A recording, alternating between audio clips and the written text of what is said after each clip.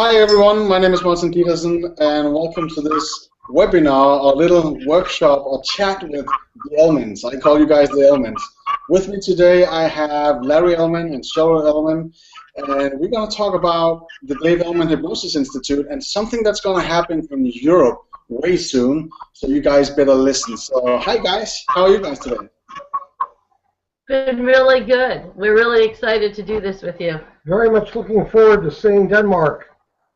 Denmark will be fun, and as it looks right now, it's not just going to be a Danish intervention, it's going to be something that attracts people from the whole of Europe, so the more the merrier. So hopefully we can get some details into this broadcast today so people would know what's going to happen in March when we do this. Personally, I'm really looking forward to it because not only are you guys representing a legend, you guys became legends yourself already, because you've been traveling the world, visiting conferences, expos, hypnosis seminars all over. And I'm guessing the name Elman kind of, people expect something, don't they?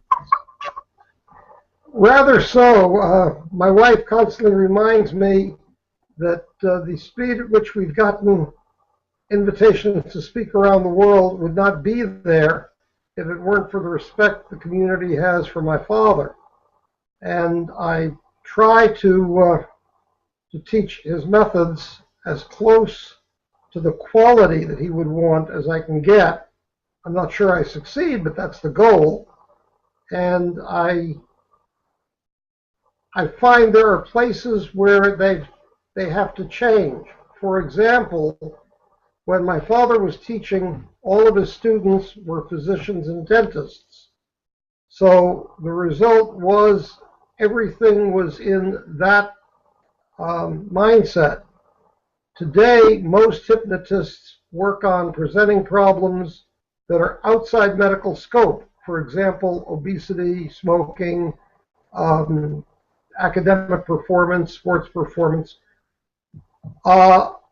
And when they do work medical, they should be working under the supervision of a doctor for both legal reasons and for a certain amount of technical reasons. So it's changed. Yeah. But what people don't realize until they examine my father's work closely is that my father's book is a hypnosis book, not a medical book. He's using the medical as examples of how you do things. But if you look closely and clearly, what is being taught is hypnosis. So when I go to teach, I try to combine the changes in the social setting of today as compared to 50 years ago with the basic lessons that come out of his original work.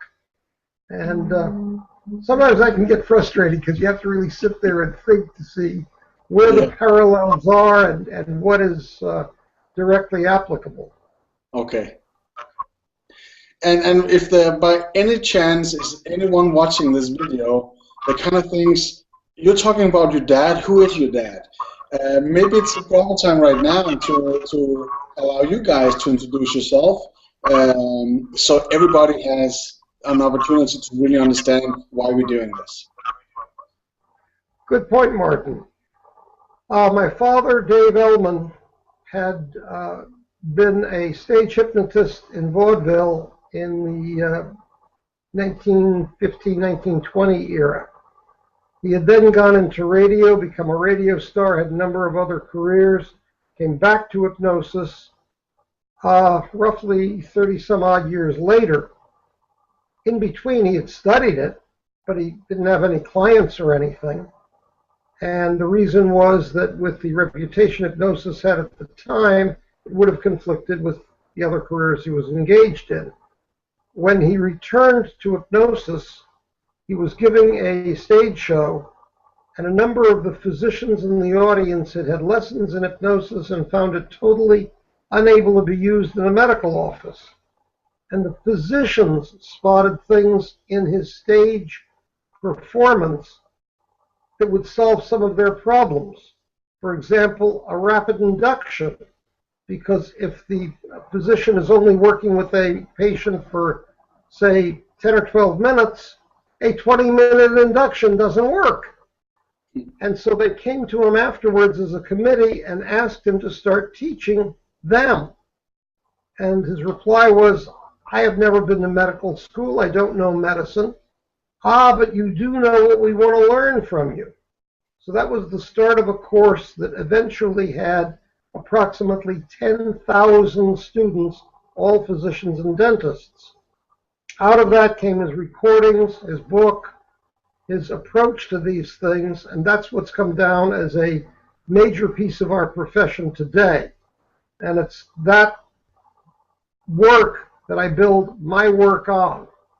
Larry, I love to hear all those stories about your dad, how he became famous, how he started with hypnosis, and something that is also quite interesting is how did you start with hypnosis? Did you do that from an early age, or was it something you did later on?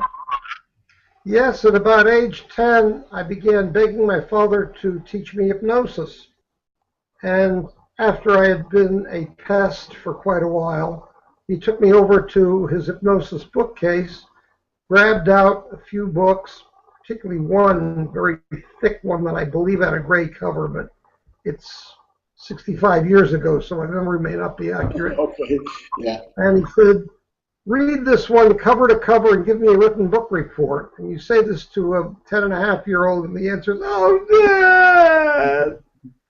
But I did so, figuring, okay, now I got it done. Bring it to him. He walks me back to the bookcase, hands me 2 more books, and said, you're lucky. In this book, you have to do chapters 2 and 3, and in this book, chapters, whatever the numbers were. And he kept on like this for about 6 months. At the end of this time, I said, why am I doing all this? And he said, because if I have you in the class, you will be the only person in the class who has not graduated both college and medical school, and I'll be darned if you'll make a fool out of me. You'll learn to shut up, and you'll learn to know enough of what we've got here so that you'll follow the discussion. So at age 11, I began studying hypnosis. The hardest portion of what Dad had ordered was shutting up, because that's just not in my nature. But I got through his course, and partway through it, he said, Larry, you're not doing your homework. And I looked at him in shock, and I said, what do you mean? He said, well, last week you were supposed to do 25 inductions, and you've written reports on all of them. And I said, yeah, Dad, but the doctors have 50 or 75 patients come through, so for them it's easy. He said, well, go out and find 25 people. And I said, how? And he said, be a stage hypnotist. You can even use my old vaudeville billing. And so I began doing stage hypnosis under the billing, world's youngest and fastest hypnotist. Well, if you're age 11, proving that you're the youngest is trivial. Yeah, I would guess so. My father's methods, which were the fastest in the world at the time, saying you're the world's fastest is trivial. However, for years afterwards, being more accurate in my assessment, I claimed I was really the world's worst stage hypnotist. Okay. Then about a year or two ago, we went to a hypnosis show, and I turned to my wife and I said, he's got me beat. He's the worst. I'm only the second worst. and do you... Stage hypnosis is something I've done enough to respect it, but I would not try to do it because I'm not good enough at it. I just plain cannot. So you kind of understand the wax on, the wax off way. Say again? You kind of learned everything that has to do with hypnosis, like Karate Kid did, the wax on, the wax off, all the little steps until you actually got there, right? Yep, the wax on, wax off. Yep, just call him the Karate Kid, the Hypnotic Kid. Exactly. Well, what I was kind of wondering before we get to all the details about the workshop would be, do you know who actually inspired your father to start up with his hypnosis practice? Oh, yes. It's a well-known, well-documented item. My grandfather contracted cancer, which eventually killed him, and he was in pretty severe pain. Now, he had been a student of hypnosis, How good a hypnotist is a debatable thing within the family, but he did know something of it. So when the pain got pretty bad, he asked a hypnotist to come by and give him hypnotic pain relief, which the man did. My father watched him go from being unable to even have the children come into the same room to kiss him goodnight to being able to be up and around. And Dad saw this as a result of hypnosis, and then my grandfather passed away. And of course, for any kid who was 8.5 at the time, that's traumatic. But it also told Dad there were medical uses of hypnosis. And so from basically elementary school on, he would pester the local doctors. Why can hypnosis do so-and-so? Well, the local doctors weren't hypnotists. All they could do is say, well, such and such happens in the human body. I don't know why hypnosis would affect that, but if so-and-so, maybe it's related. So by the time he ran away to vaudeville, he had accumulated a certain amount of knowledge on it.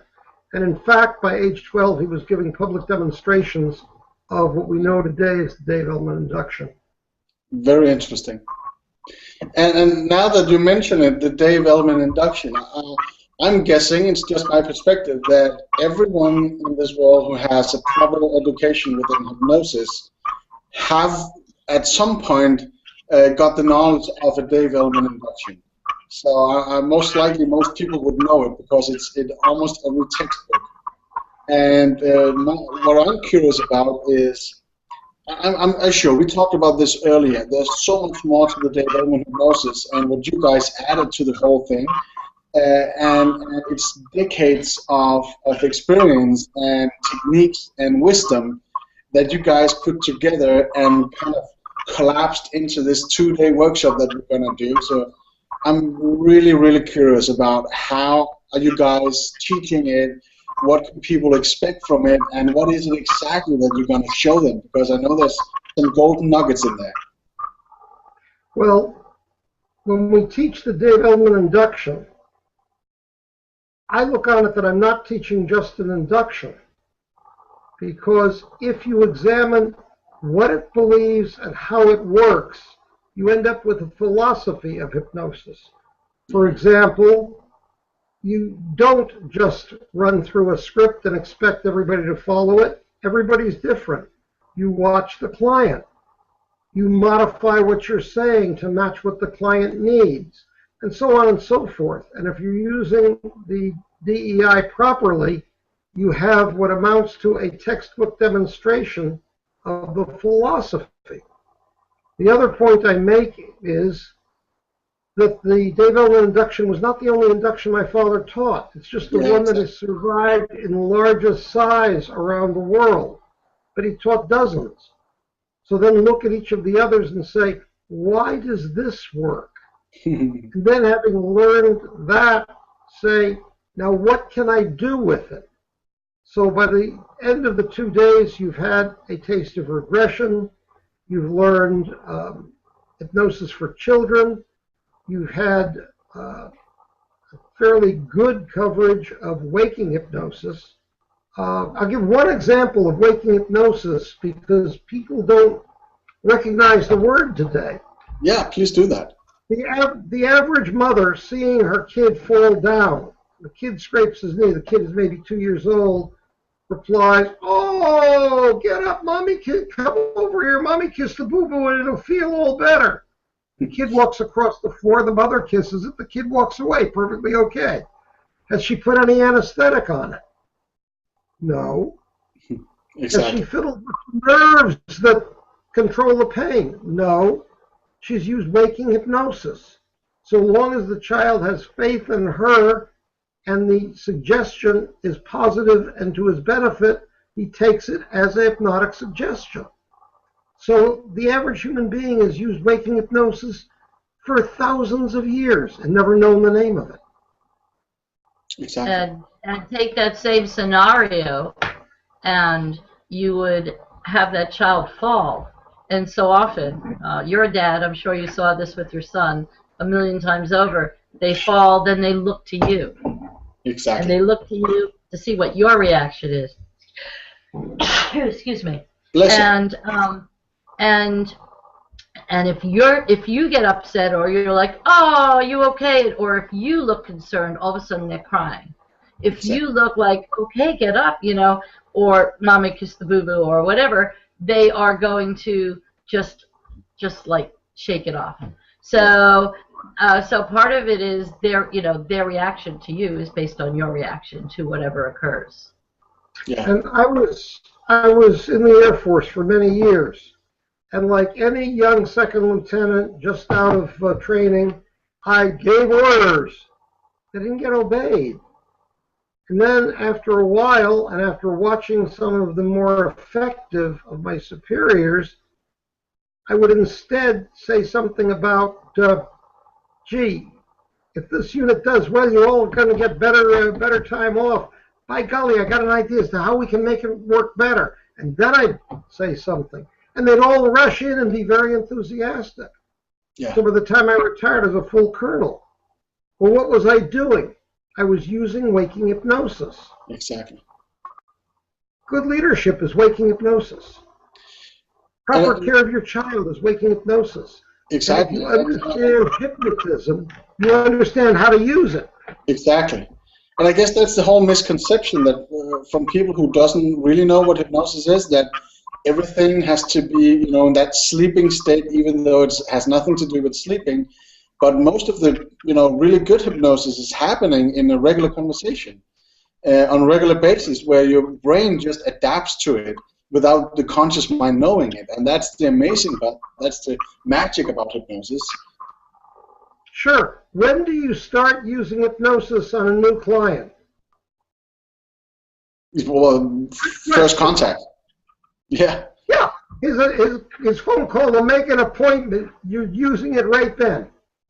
Oh, Exactly. yes, that's the fitting problem we can work with. Yeah. Do it all the time. It's all about preconditioning. Yeah. Exactly. Yeah. And what I'm kind of curious about right now is, I'm guessing some of the people watching this, some of them might be very interested in, you spoke just a little bit about what to expect from the workshop, but if you guys were about to tell me what to expect from this, as if I didn't really know about it, what kind of skills, what kind of knowledge will I get from this workshop that would make my practice better? Because it's all about getting more knowledge, right? Yes. Okay, you could start. So each of us points to the other. I'm getting my sheet up. Well, I think a lot of it is confidence. A lot of practice. I think a lot of people that have said that the Dave Elman induction does not work for them, or they haven't tried it, is that they are they're not very confident in it. I listened to Dave Elman recordings, and he gets to the point that the doctors give him such a concept to their patients that they're bringing in. They're expecting this phenomenal guy that can do this immediately, that he'll just sometimes tell them to close their eyes, and they're gone, just because of the belief of that he could do this. So if you believe that this is not going to work for you, you will get what you believe. So I think one of the things is having the confidence in the processes of the Dave Elman induction and other things. Having confidence in yourself, being able to use the tests and convincers so you know where they are and they know where they are.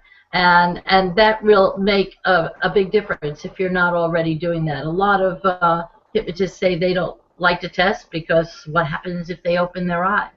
Well, we give you a lot of opportunities all the way through all the steps of different things you could do at each step if something has not gone as the book would have it. So we troubleshoot it, and so the one big thing you will leave with is a lot more confidence in yourself. And having these methods under your belt and feeling confident about it, you will be able to also feel confident going and speaking places, civic organizations, women's group, men's groups. It doesn't matter. Going and speaking about hypnosis and feeling confident that you could do either a group Elman, or just confidence in yourself as a hypnotist to be able to get up and talk about it and possibly demo it. And that will also attract business to your practice. You will also learn, the induction is one fraction of Dave Elman's book, Hypnotherapy. There's 330 pages in there. It's 338 pages. Yes, and there's about 200 and some odd that have nothing to do with the Dave Elman induction per se. So we will be covering a lot of the other aspects that Dave taught the doctors, that they have figured out, and how that can all translate into today. So we'll be touching on child hypnosis, how to deal with children, the Brad induction. Will be, Larry already mentioned, waking hypnosis, talking about semantics, working with pain, and having clients be able to block out pain, and when you do that and when you don't, and what are the safeguards of doing that. We're going to be teaching years ago in the 40s and 50s, and I don't know how much prevalent it is today, but people used to put on a hypnotic seal. And so how do you recognize a potential seal and how to break that seal? So that would be another thing that they could learn. And then getting to the cause, learning hypnoanalysis, and then hypnotherapy. People think regression is it. Regression, well, you get to the cause. You get to the cause, and now what do you do with it? It's not just about getting there.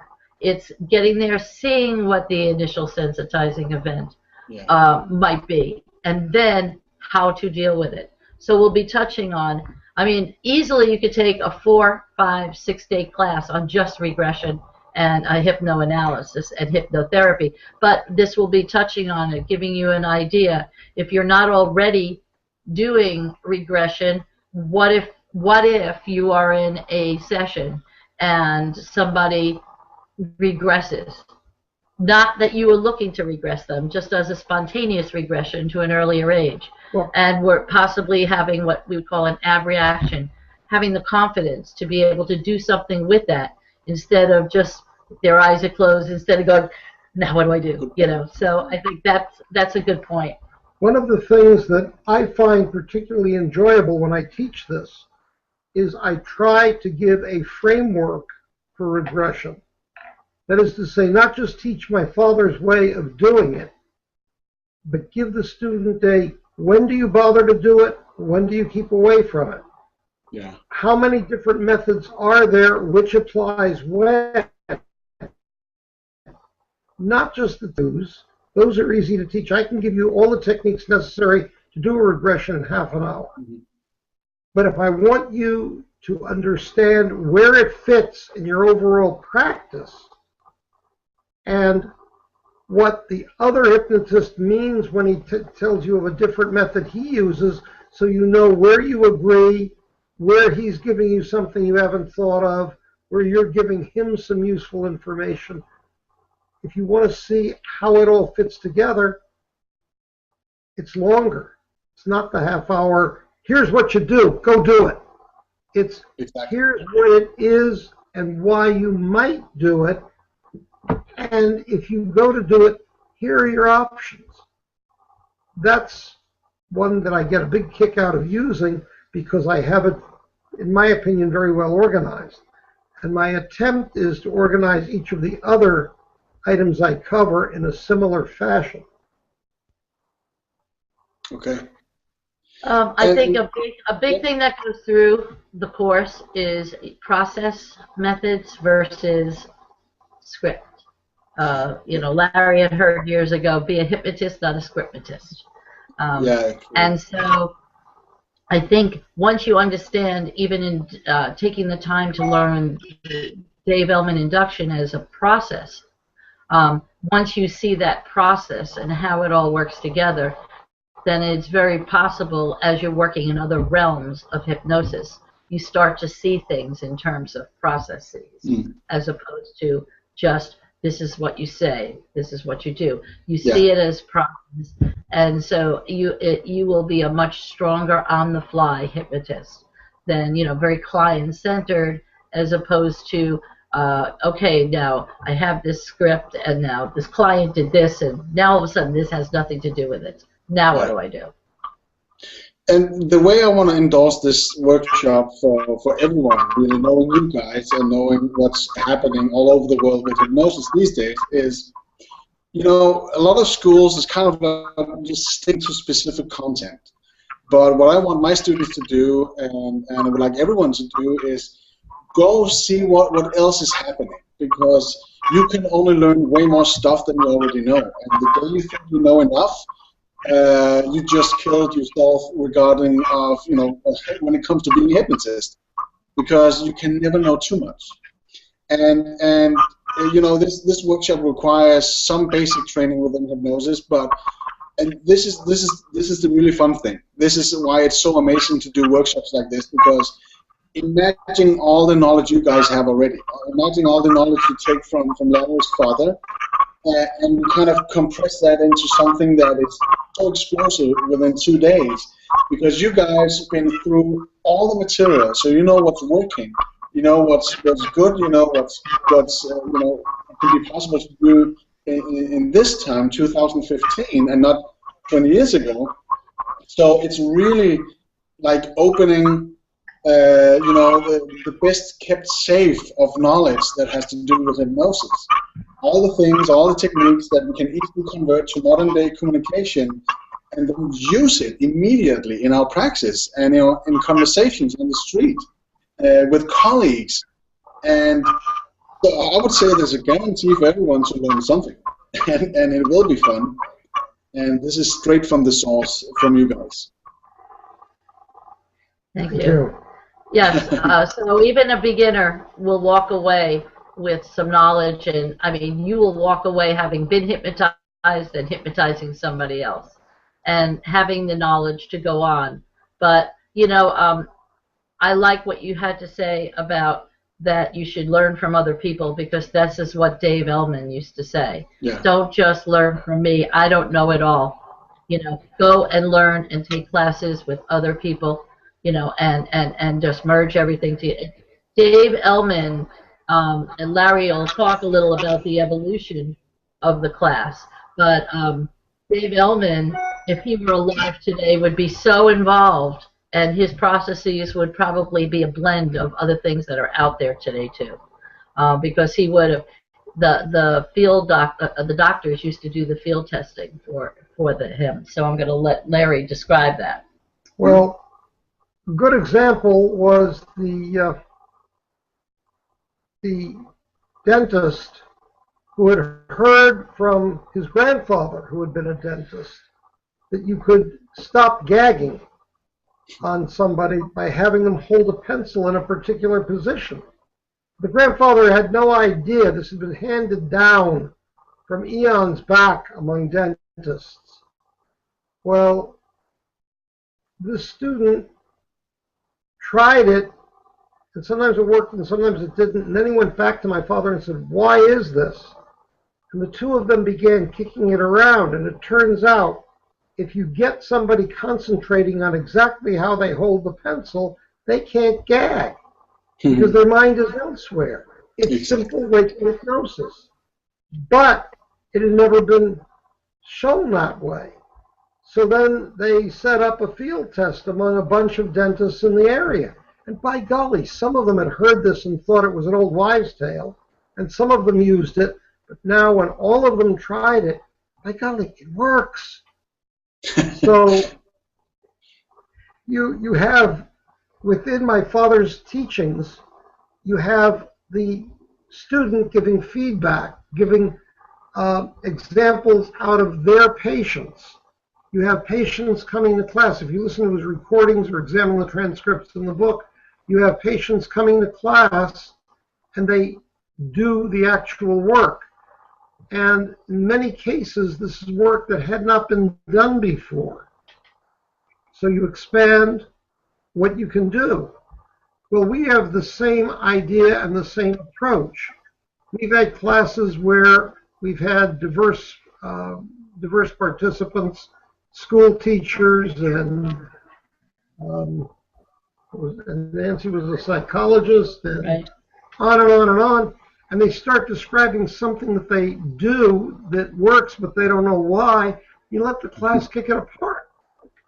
And by the time they're finished kicking it apart, oh, the key thing was you convinced the client of thus and so, and after that, their normal thought process reinforced it, and it worked.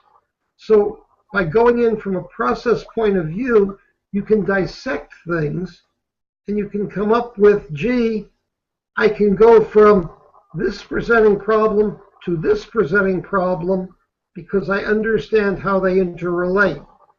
If we can get that point across to a student, the student can then expand their knowledge. True. And it is all about expanding, right? It's all about, getting different ideas and angles of how to do stuff and how to, work with hypnosis, because at one point it's so simple, isn't it? It's just like holding that pencil in a specific way and your brain is focused with something else but the pain or by the gagging reflex or whatever. But most people think it's so sophisticated, so complicated, so it's difficult to think about it, but it's really not. It's the opposite. So what we can do with hypnosis compared to other sorts or other modalities of therapy, we have a better chance, that's my opinion anyway, and we have faster results because we have direct access to where the resources are. And it's just a matter of getting that, that conscious mind doing something else while the adults are chatting about the problem.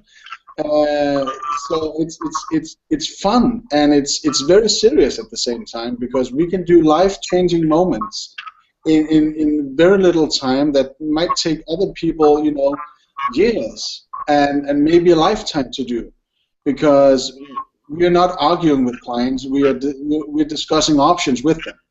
That's the difference between hypnotherapy, I guess, and a lot of other ways of dealing with people. We are not arguing if this is true or false. We're actually just applying options. We're watching ideas. We're deciding which idea should it be instead of this one, because this apparently doesn't work, but this one does, and this one. So which one should we pick? And that's more efficient. And we have people smiling on the way out. So it's all about that. So I'm really looking forward to this workshop, because that would give us so many more opportunities of having more smiles on our clients and more happy clients when they walk out the door. I agree with you. I'll add to what you just said. I have a very close friend, a very respected colleague, who does certain procedures using certain powder, and I had never found anything wrong with it. It seemed to be great. Then I have another friend, who, by the way, had been a student of the first one, so they know each other, they get on fine. The second one said, "You realize you're tripping over yourself." He said, "What do you mean?" And he took a sentence and said, "You're giving a suggestion to go this way, but because of this and this wording in it, part of the person's mind is going over here. You're not being positive and on track on all of it. You've got a split sentence there." Yeah. The two of them kicked it around and said, "How do I make everything positive and in one direction?" And they did exactly that. And I watched this process, and I'm fascinated by it. And I don't claim to be an expert at it, because I know that I trip over my own attempts at explanation. But if I can get every student in the room aware that they do this so that they self-police, I've taught a valuable lesson. Yeah. You've got to remember that what you're concentrating on is not what you think you said. It's what the client thinks he heard. Exactly. The two are not the same. Very different. That's true. And right here on the kind of ending note, if we kind of compare the content that you guys are handing out and sharing with people for this weekend workshop, we still have an early bird on just $497, and that is kind of like a robbery in daylight compared to all the, the information you will get. And we still have seats for that, and there will be a website right here somewhere saying the Elman Workshop or elmanworkshop.com, and you guys should go visit and sign up before we have too little seats left. And really be excited about this. We're talking about March. We're talking about March the 14th and 15th. It will be that weekend. There's an easy way to get bed and breakfast, hotels nearby. And this will be like a casual gathering of, fellow people enjoying themselves and listening to you guys passing on very interesting and very good information, as far as I'm able to tell, because I've chatted with you guys several times, and you guys are so hilarious and fun to be with, and at the same time, kind of like, give me more. I just want more information. So I'm really much looking forward to that. Me too. And we love to get into discussions too. So, our classes are never just lecture. No. It's lecture, discussion, demos, and practice. And so no matter what level you're at, there's plenty to be gotten. And people from all levels are invited. And also, as a bonus, we've got 2 extra hours going on with Martin's stuff too. We had added on Saturday, instead of ending at 6, we're ending at 8. So Martin also will be, which I'm looking forward to, seeing some of your techniques. So you'll be in there teaching techniques too. So I love learning.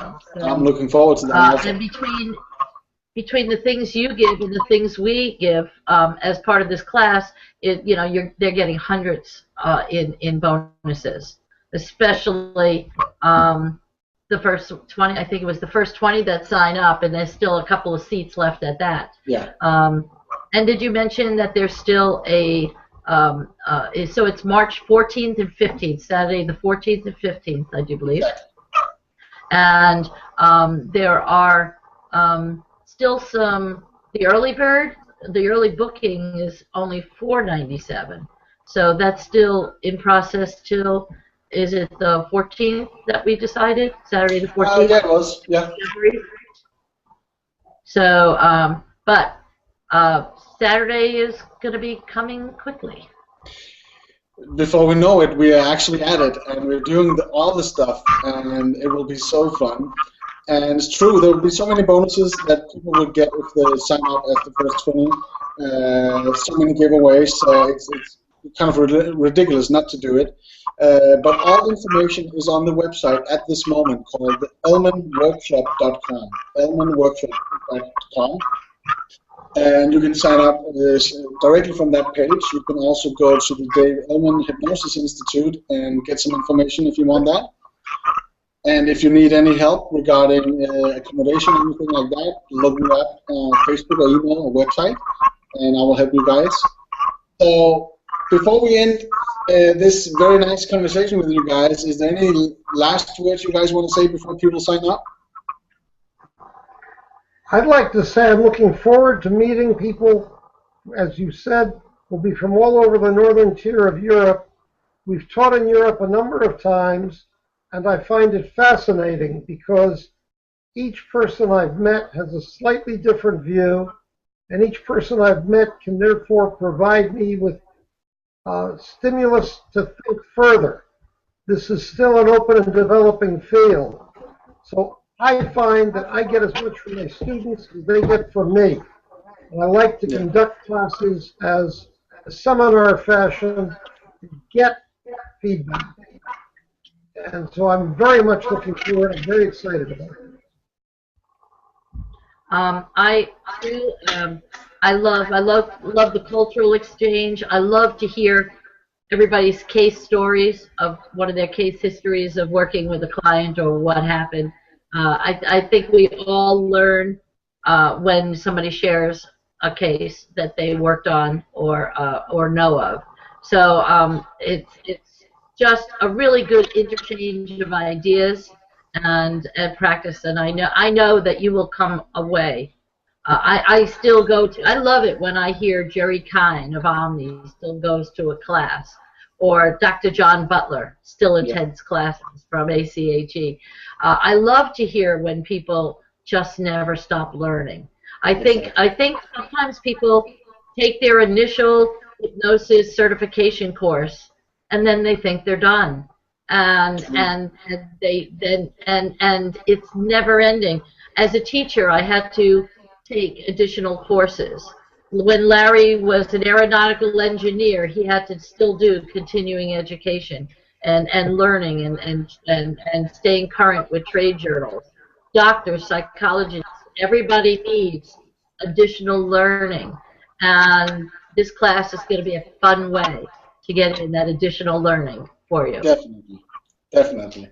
And also a very big thanks to you guys. I know you guys got a busy schedule, so thanks very much for spending time with me so we could kind of show people and let them know what's going to happen in March.